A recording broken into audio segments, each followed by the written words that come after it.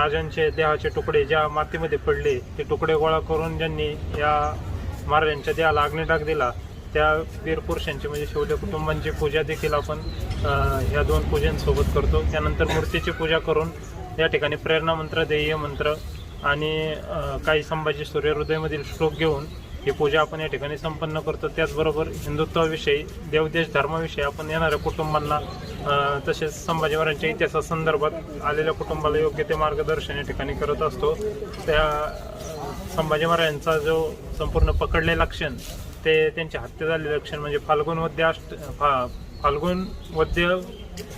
प्रतिपदा ते फाल्गुन अमावस्या हा जो संपूर्ण 30 दिवसांचा कालावधी आहे, त्या 30 दिवसांच्या कालावधीमध्ये या ठिकाणी बलिदान मास मोठ्या प्रमाणावरती पाळला जातो। लहान लहान मुलं पासून ते अगदी वयोवृद्धांपर्यंत सर्वजण बलिदान मासामध्ये आपली आवडती गोष्ट वगैरे त्यागून महाराजांच्या चित्तामध्ये स्मरण व्हावं